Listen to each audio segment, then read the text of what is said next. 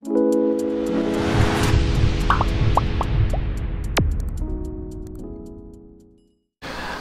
বিষয় 2024 সালের পঞ্চম শ্রেণীর দ্বিতীয় পর্যায়ক্রমিক মূল্যায়নের বাংলার প্রশ্ন এবং তার উত্তর।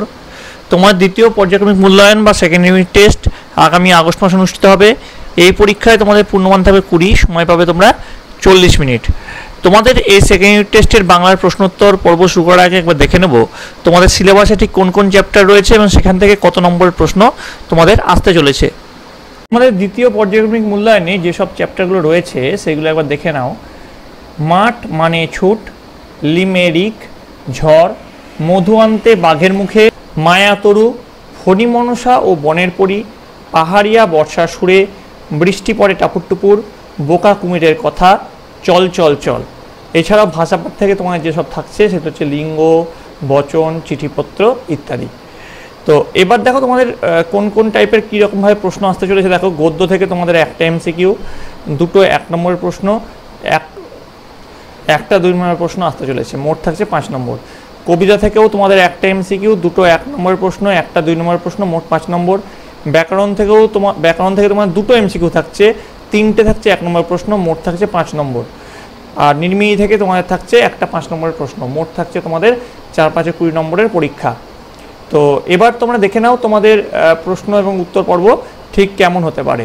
তো এই পর্ব শুরু করার আগে বলে রাখি, তোমাদের এই পর্বের প্রশ্ন এবং উত্তরগুলি যদি ভালো লাগে থাকে অবশ্যই লাইক করবে, এবং তোমাদের যদি মনে হয় তোমাদের এছাড়াও আরও 1 সেট প্রশ্ন উত্তর দরকার আছে তাহলে অবশ্যই কমেন্ট করবে। যারা কমেন্ট করতে পারবে না অবশ্যই একটা লাইক দিয়ে জানাবে যে তোমাদের আরও 1 সেট প্রশ্ন এবং উত্তর দরকার আছে। সঠিক উত্তর বেছে নিয়ে লেখো যে কোনো 4টি। শুলো হলো, এখানে দেখো সরু ডাল, শ্বাসমূল, শুকনো মূল, উত্তর হবে শ্বাসমূল। ধুলোয় নাকি আলোয় নাকি অন্ধকারে সমস্ত দিক কেমনে দিল ঢেকে, তো এটা কি হবে? এটা যেটা হবে এটা হবে অন্ধকারে। ফণী মনসাকে বাঁচায় তার, উত্তর হবে কাঁটা।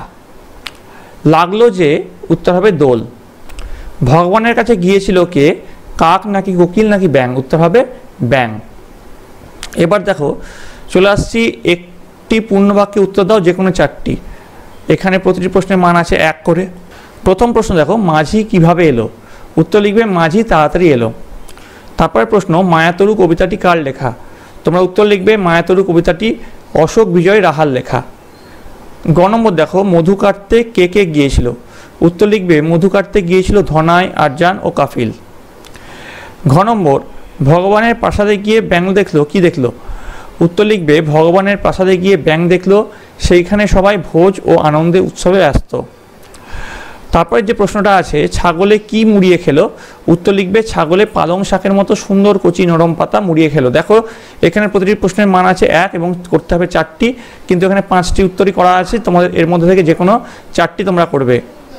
তারপরে দেখো 3 নম্বর, যে কোনো 2টি প্রশ্নের উত্তর দাও, প্রতিটি প্রশ্নের মান আছে 2 করে। দেখো প্রথম প্রশ্ন, এই বিতিকিচ্ছিরি পাতাগুলি তুমি পাল্টে দাও, কে কাকে এবং কেন বলেছে। এখানে দেখো 2টি ভাগ আছে, 1+1 করে। উত্তর, ফণিমনসা বনের পরীকে কথা বলেছে, আর কেন বলেছে, কারণ তার পাতাগুলো ছিল বিচ্ছিরি আর ছুচালো। খ নম্বর দেখো, তাদের কথা বলার শক্তি নেই, কাদের কেন এমন অবস্থা হয়েছিল। এখানে দেখো মান আছে 1+1 করে। তো উত্তর লিখবে ধনাই, কাফিল ও আরজান সুন্দরবনের জঙ্গলে মধু সংগ্রহে গিয়েছিল। মধু নিয়ে আসার সময় ধনাই যখন মাথায় মধুর কলসি নিয়ে সরু খাদ অর্থাৎ শীর্ষে পার করছিল, সেই সময় হঠাৎ বিকট হুঙ্কার করে তার উপর এক বাঘ লাফিয়ে পড়ে। আরজান ও কাফিল ঝোপের আড়ালে লুকিয়ে পড়ে। বাঘের সেই বিকট হুঙ্কার শুনে তারা হতভম্ব হয়ে যায়, তারা আর কথা বলার মতো অবস্থায় থাকে না। দেখো তারপরে গ নম্বরের যে প্রশ্ন, ফণিমনসা বনের পরীর কাছে কি কি রকমের পাতা চেয়েছিল, এর উত্তর তোমরা লিখবে ফণিমনসা বনের পরীর কাছে সোনার পাতা, কাচের পাতা এবং পালং শাকের মতো সুন্দর সবুজ কচি পাতা চেয়েছিল।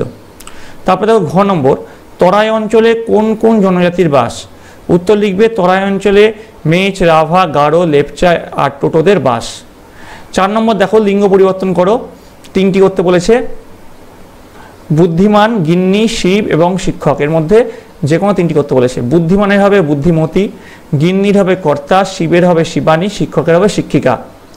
বোঝা গেছে? এবার দেখো বলেছে, রথের মেলা দেখার অভিজ্ঞতা জানিয়ে বন্ধুর কাছে একটি পত্র লেখো অথবা অনুচ্ছেদ রচনা করে জাতীয় পশু। তো দেখো জাতীয় পশু নিয়ে অনুচ্ছেদ রচনা এখানে মান আছে 5। তোমরা কি লিখবে? আমাদের জাতীয় পশু বাঘ। বাঘ একটি চতুষ্পদ, মাংসাশী এবং হিংস্র জন্তু। এরা পৃথিবীর সবচেয়ে বড় বেড়াল জাতীয় বন্যপ্রাণী। বাঘের গায়ের রং হলুদ হয় এবং তার উপর কালো ডোরাকাটা দাগ থাকে। বাঘ অন্য প্রাণীর শিকার করে তার মাংস খায়, সেজন্য তার মুখে ধারালো দাঁত ও পায়ে তীক্ষ্ণ নখ থাকে। বাঘেরা খুব দ্রুত দৌড়াতে এবং ভালো সাঁতার কাটতে পারে, যা ওদের শিকার ধরতে সাহায্য করে। বাঘ সাধারণত রাতে শিকার করে, তাই তারা অন্ধকারেও দেখতে পায় এবং রাতের অন্ধকারে তাদের চোখ জ্বলজ্বল করে ওঠে। তাহলে তোমাদের যদি প্রশ্ন এরকম আসে তার উত্তরগুলো তোমরা এইভাবে লিখবে। আশা করি তোমাদের সকলের ভিডিওটি ভালো লেগে থাকে। যদি ভিডিওটি তোমাদের ভালো লেগে থাকে তাহলে অবশ্যই একটি লাইক করবে এবং বন্ধুদের কাছে অনেক অনেক শেয়ার করবে।